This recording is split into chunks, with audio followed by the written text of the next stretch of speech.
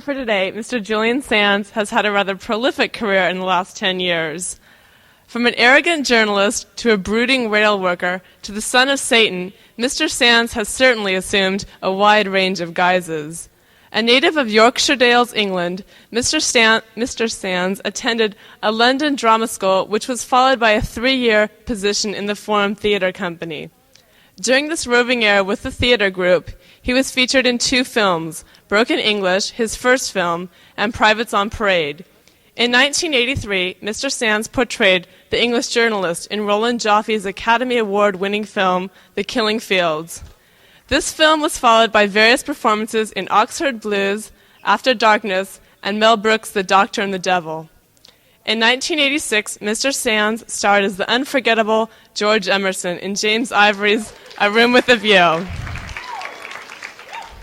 Since that time, he has kept active by playing roles in Gothic, Siesta, Vibes, The Room, and the Polish film Wherever You Are.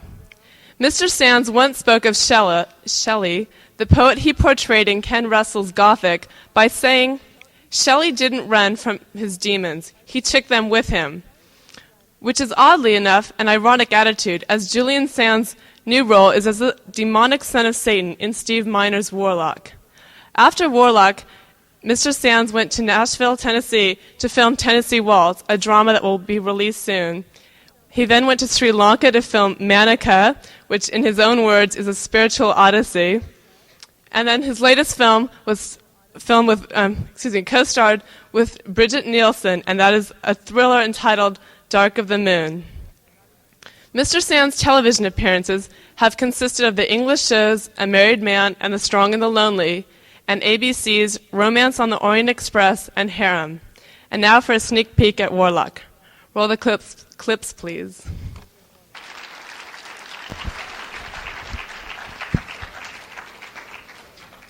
And now, straight from the Academy Awards, please welcome Mr. Julian Sands.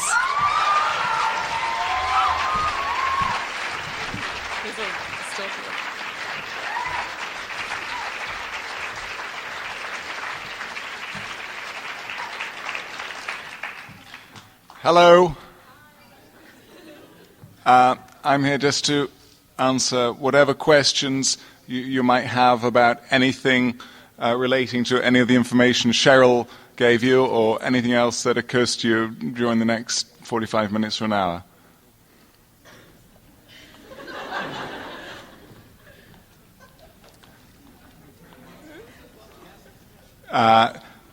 Cheryl? You better lead off. Well, it's very nice to be here in Los Angeles with you for your lunch break, and I'm quite happy for you to all chew on your sandwiches and as much as you like.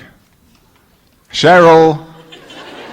Hi, Mr. Sands. Hello. Hi, I'm wondering first if you can tell us about your experiences in Room with a View, and then secondly tell me if you find major differences between doing English films and versus American films. Room with a View was a wonderful film to work on, because all the participants, the cast and crew, had a great complicity with each other. James Ivory's sort of greatest direction really was his casting, and I think all the actors were absolutely sort of suited to the roles they were playing. And being in Florence was really like being on one of the picnics which was depicted in the film. There was great creative equilibrium in that everything each person contributed was absolutely in tune with what Ivory's overall idea of the film was, as well as Ruth Prajavala's script. So it was one of the most fulfilling of opportunities. And of course, none of us expected the film to make much impact beyond the, a month's run in the local independent. But in the last couple of years, one of the greatest pleasures for me is seeing how that film particularly touched such a cross-section of people from so many different cultures and backgrounds. It's very, very gratifying. So that was your first question. The second, I think American films and British films, filmmaking tends to be filmmaking wherever it takes place, and more it's an international medium, in that the producers come from various different countries, and the actors come from different countries, and perhaps the locations involve crew and technicians from different countries. There's a certain kind of American film, a studio entertainment, which is really without parallel other than in Bombay, where you have the Hindi film industry, which has an industry which needs product, and so pumps out formula films. That's not to say anything detrimental about the need or the supply of formula films. In Europe, because there isn't a film industry, people tend to have to work that much harder to get a film made, which more often than not means it has that much more scrutiny to the script, to the production values. That doesn't necessarily mean you come out with an entertaining film or a film which is moving or enjoyable, but it tends to mean it's been thought about more. So, does that answer your question? I'll take that as a yes. Over to your right, or to your left? Over here. Hello. Over here. To your left. To your left. Hello. Hi. The question is, if you could select to work with any leading lady from Hollywood's past or present, who would you choose and why?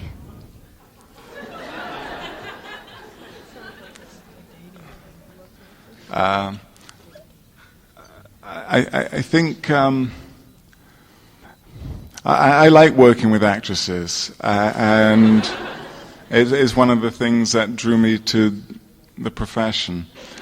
So to be singular about an individual is difficult, because there are so many, past and present, and one of the great enjoyments of my being an actor are the surprises which are always thrown up when you work with your colleagues, male or female. And there are people who you sort of have an iconoclastic attitude to, and suddenly you're in their company and you're perhaps working together, and it's a great disappointment, even though their work might be as fine as you'd seen it before. If you work in movies, it doesn't stop you being a movie buff, and if you work with stars, it doesn't stop you being starstruck. It throws up all sorts of ideas. Some of the leading ladies who I might admire, I might actually not want to work with, in order to maintain the distance which is required to keep that sort of flutter working. But if it was a question of a movie going tomorrow and who would be interesting, I think Greta Garbo, not because I find her that sexy, I don't, but I think she is an icon. I think she's one of the great screen icons, and I think I'd have been very happy playing Queen Christina with her. So that's a sort of a lame answer, but qualified in my limp. Cheryl? I have a question. Hello. Hello. It's sort of off the beaten track, but in reference to your latest movie, do you think people find evil seductive in terms of your latest movie, maybe, and if so, why? I think people do find evil in films seductive for the same reasons people find evil in life seductive. The difference is that when people enter into the representation of evil on film, there is the circumstance, the ritual is contained. It's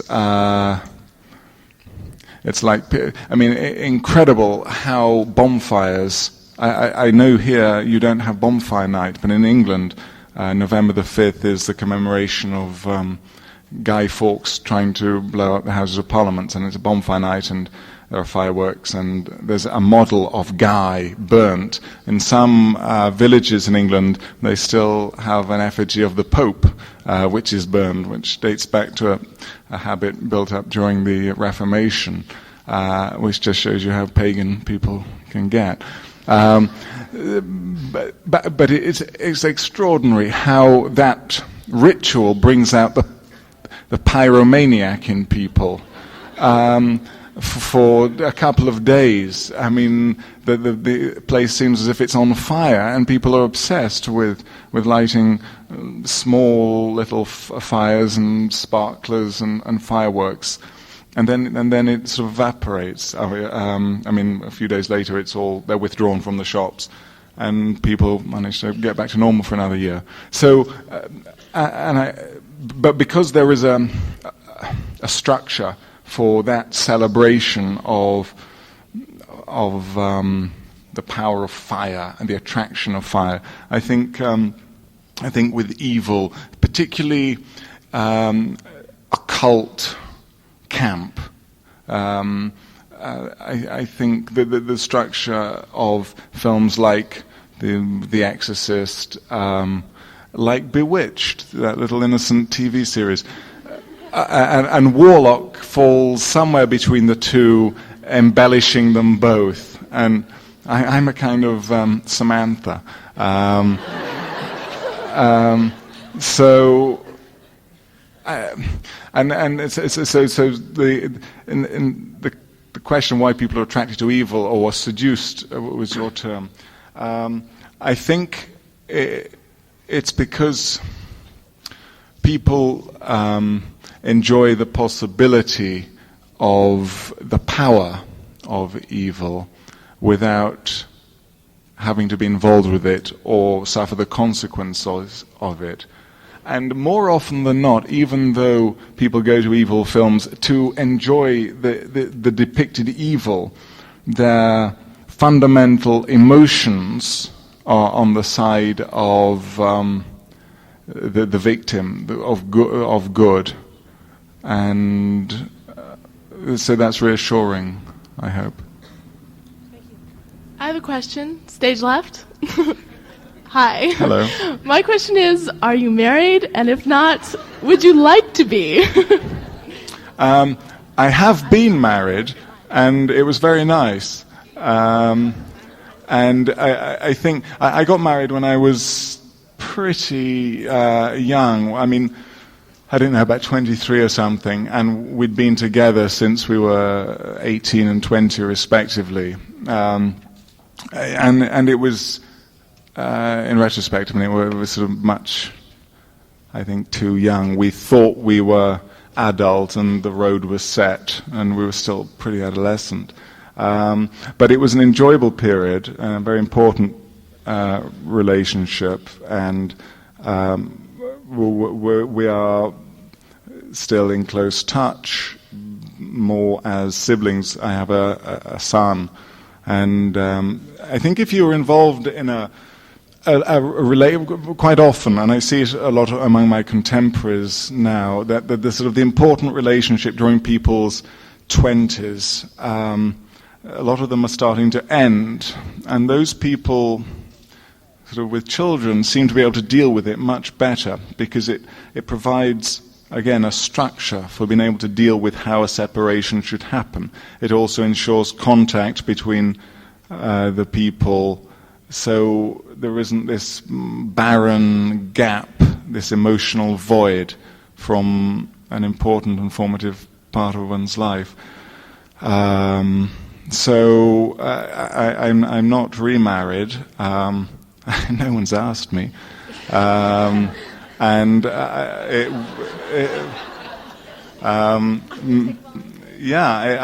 certainly like to have more children. I don't think that necessarily means being married. I'm not sure. I find it difficult, having been through what was fairly a profound ceremony, unless there were particularly pressing social conventions I felt strongly about, or the person I was going to be married felt strongly about. I don't really think that. I think I'm more inclined to let people being together be the statement about the relationship, and let the longevity of that relationship and the quality of it be the social punctuation. Hello. Hi. I wanted to ask, and I want to know something about the ups and downs of your beginnings as an actor. When I was sort of 4 or 5, I went to the rural northern England, which had a lot of involvement in the churches, we call them, and that was very enjoyable, and a way you could spend your working life. It seems so unlikely that I forgot about it, probably for possibilities. At school I was with a local convent, and the chairman of their school in London, called the Central School of Speech and Drama, I said, "Oh, but okay, that's good." And it was quite a surprise on her face when I turned up. The 3 years I was at drama school was very useful for what being an actor is, introducing me to by which I mean theatres, agents, the stage management too. It didn't do very much for my confidence as an actor, but it was an important time also for just being a student, which was very hectic. So after drama school, I spent 2 or 3 years. I think we were all made up of people who couldn't get employment at any of the other theatres some of age, and we introduced film work, 16mm and 8mm film work, into teenagers, young audiences, schools, youth clubs, some pubs, based for gaining a sort of confidence, some autonomy from the school. They're run on fairly old-fashioned strictures, like suggest robbing a lot of actors of their individuality and their sense of autonomy or confidence.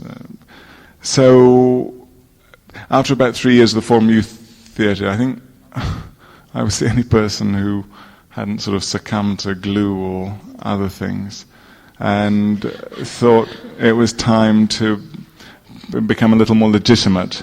And I'd hired various actors for guest appearances in our productions from agents, and therefore had some contact with them, and talked to one of them, and then I met Roland Joffe, who was putting together a group of people. He wanted to go to Thailand to make The Killing Fields, and his individuals who didn't have that much formula experience. He didn't want to find his people from the National Theatre or the RSC. So I went with him back and reforming a new theatre group. And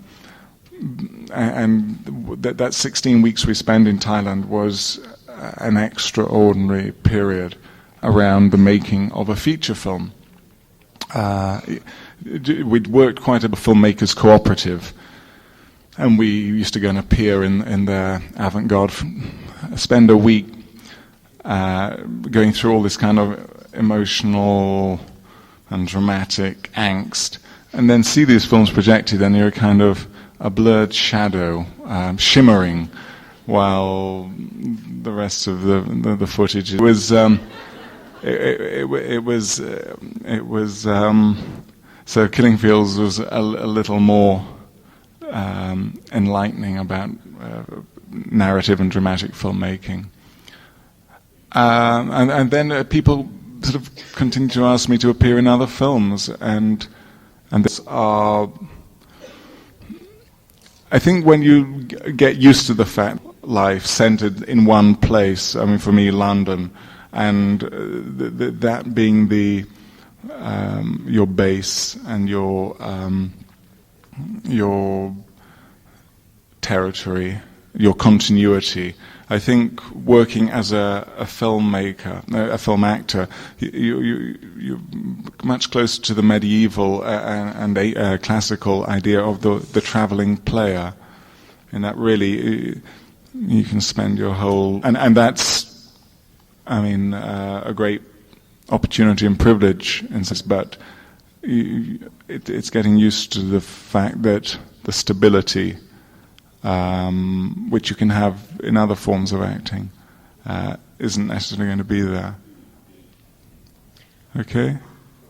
Wondering how you feel as an actor being, I mean, do you feel like you have to strive actively against being pigeonholed into certain purposes, because you seem to have played quite a variety of different characters in your cinematic work, and also George Emerson's character in Room with a View? First question, I think for most actors like to do as a wide a variety, as much a question of what you're offered and what you sort of give into. Certainly after Room with a View, I could have played endless, fairly soppy juvenile for probably for increasingly more money, but I'm quite sure that was important to avoid, just to keep one interested, because I mean, I don't know how many of you have been on film sets, but there's a lot of waiting around unless you sort of are interested in the material.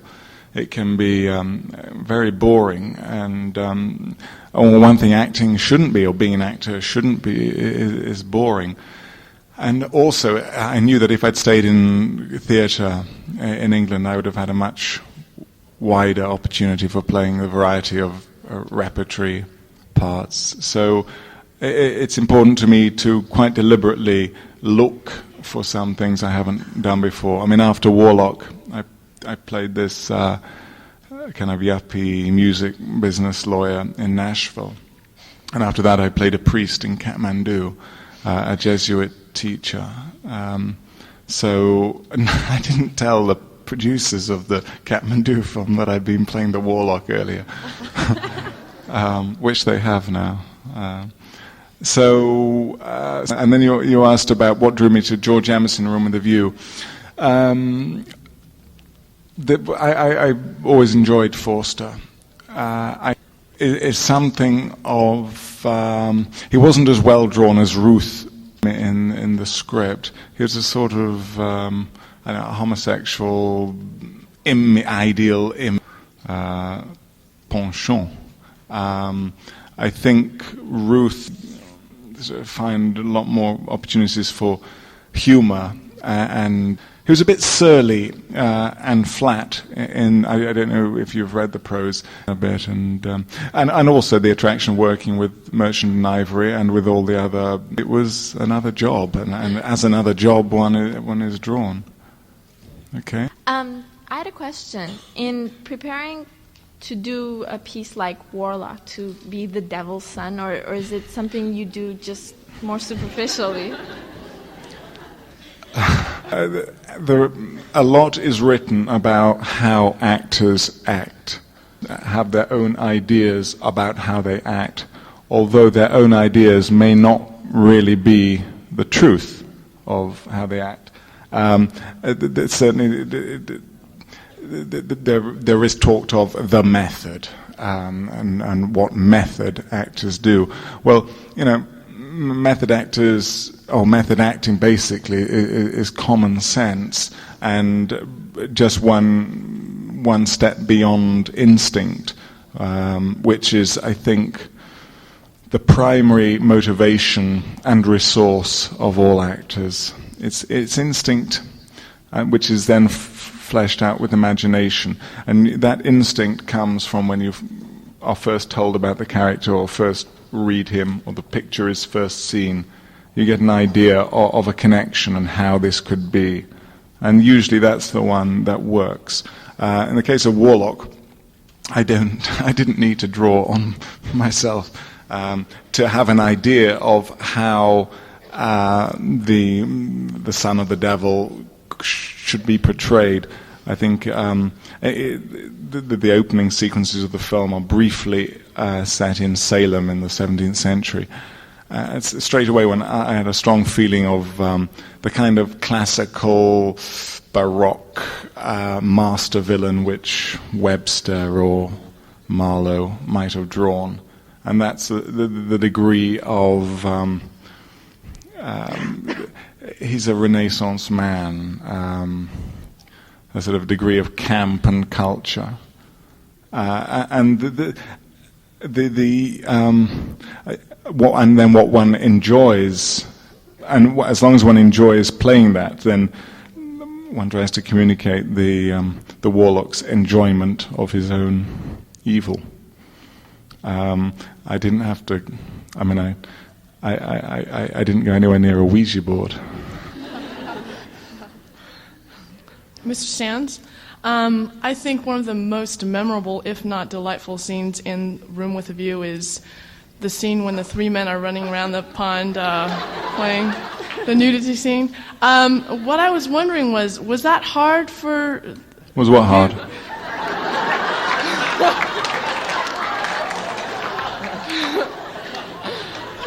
Well, the nudity part, I mean, we all kind of feel like we know you in... I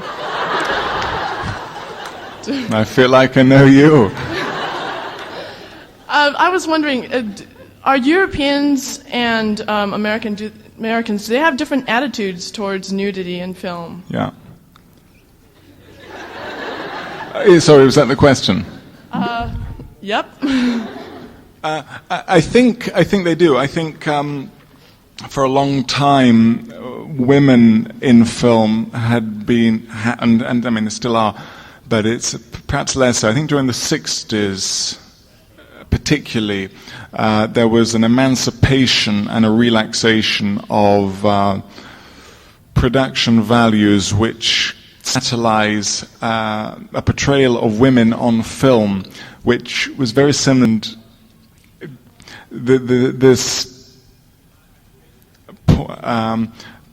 And I have no objection to that, but what was odd was that it became illicitly presented. Like, you know, you'd have a love scene and the woman's naked and the man's got his pajamas on.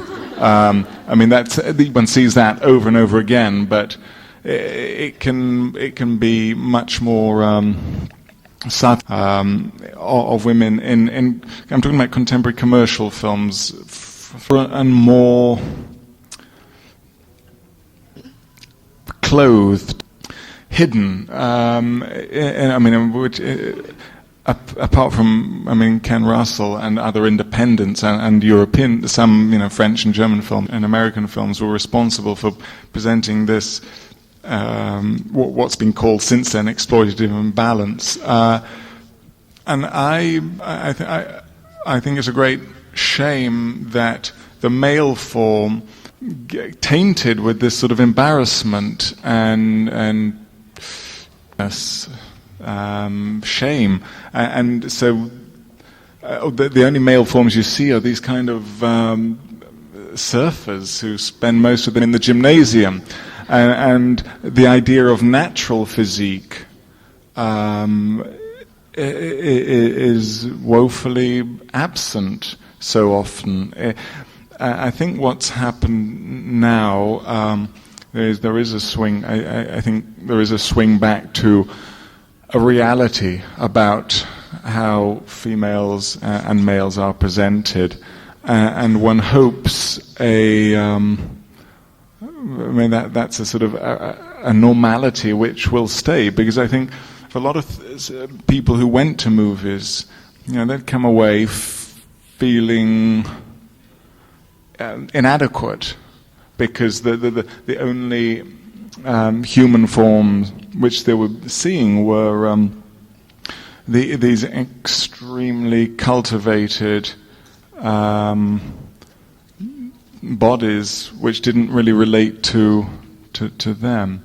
Does that make sense? And I think simply because more American films are seen in America and more studio films are seen in America, I think that sort of repression is probably more prevalent here. I mean, I don't think, although that scene in Room with a View did sort of make it much easier for other people to take their clothes off in movies since then. I mean, I know that from working with people.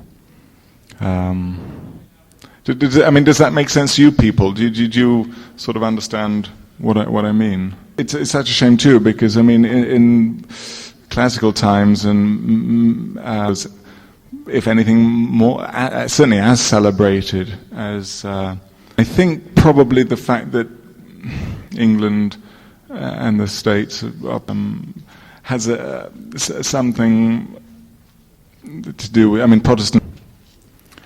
Mr. Sands? Hello. On your left. Hi. When you wake up to when you go to sleep. It depends where I wake up. And again, one of the great things for me about being an actor is potentially a holiday, and every day is potentially full of the most extraordinary surprises, or a sublime nothing. If you can be an actor and not feel guilty about it, it's one way of avoiding the typical day. I can only tell you how generally I spend my time when I'm not working, and generally how I spend my time when I am working.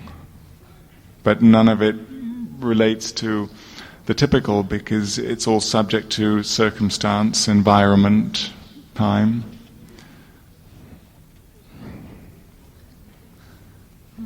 Hello, Mr. Sands. Thank you for coming to UCLA today. Would you tell us about any of the projects that you're working on right now? Yeah, happily, and it is my pleasure to be here. So I just reinforce that. Immediately, are you familiar with the filmmakers, the Taviani brothers? Films which you may have known, Padre Padrone, Night of the Shooting Stars. There are a couple of Italians, and they're brothers, and they've worked together for sort of 50 years. Vittorio e Paolo, and they direct films together. Shot like it. They work with such empathy for each other. Evil, epic, romantic, anarchic, and Calabria, with me as this sort of Lancelot kind of a character who becomes a ranting. And Natasha Kinski is the leading female. I'm talking to quite a lot of people at the moment about quite a lot of different films, and there are a number of possibilities. I haven't committed to any. Okay, thank you. We have time for 2 more questions. Kind of a difficult question to answer, but can you describe a little bit more in detail? Well, I think I can only describe details for me. Distinct styles: leading actors or character actors. Character actors pull funny faces and do funny accents, and leading actors sort of stand square-shouldered and look tall. But I think the best leading actors, I mean, prepare for their roles exactly the way a character actor would, and vice versa. It does start with assuming it's a script you read. It begins with the germ of connection, of understanding of what the writer's telling you, who he's telling you about, and you get a a picture, or it may be somebody telling you the story. It's that first image you have of the person you're playing, and however complex or however naive that character is, there is a roundedness which reveals itself, and I can only say that it is instinctive, and then I suppose the talent of the actor is how best he conveys his understanding by use of his imagination or his skills in preparing certain things, researching other people you're going to be working with. So job has its own requirements, has its own demands. Directors really don't like to rehearse it at all. They're afraid they start shooting the very first time the scene is gone through preparation. So as an actor, you find your way through these quite often supporting. But an actor's a child dressing up for mummy. An old actor said to me once, it was actually on Room with a View, the man who played my father, Denham Elliott. For him it was always dressing up for mummy, and I don't know how many of you remember going through the rag box and draping yourself as the Queen of Sheba, and saying, "Mummy, look at me." I mean, and it's with some amusement I see my son time to time. We could talk about that one question all afternoon and not really reach a discipline, define a discipline of work and preparation. It's immersion in the character through research, through instinct, following all the clues in the script, and from other sources to do with the film. Mm-hmm. Reacting. Acting is reacting, particularly on film. If you're playing a priest in Kathmandu who is going through some sort of spiritual conflict, trying to teaching, then the easiest thing to do is to just put on that costume and that Hindu square and just see this extraordinary culture. If the camera's turning, it's getting everything you could possibly prepare for. Put on a Renaissance costume and parade down Hollywood Boulevard. You do look like some kind of time traveler. Very often the job gives you what you want. Did you study Shelley and his relationship with Lord Byron and Mary Wollstonecraft? Yes, I did, very substantially, and look where it got us. I think. I must have. I read everything Shelley wrote and read every biography of him, and I'm a great admirer of Ken Russell's work, and probably was his least successful film, in that you don't really get any sense of the Byron, Shelley, and Mary, what their achievements or substance was beyond being a frenzied wife swapping on a Saturday night, as I'm sure happens in places not too far from here, with equal fervor. I did read a great deal and enjoyed it, and perhaps it precipitated something in the to best use the resources of having those people on screen. Okay. There was somebody on that side who asked a question 3 questions ago about plans and what are the plans for the future.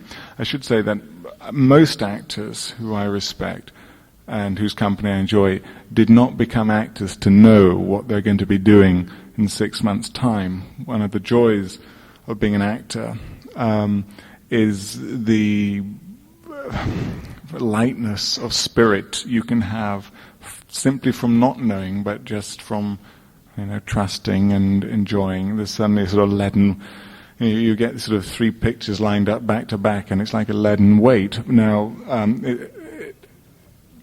so it's not important to know, certainly for me to know what the mysteries of the future are going to bring. Equally, it's back to what I said earlier about surprises. The people who I look forward to working with are not established names, but are the people, my own contemporaries who are still emerging, and people younger than me, the writers, directors, actors, who over the next decade or 2 decades will reveal themselves as significant and interesting. Okay?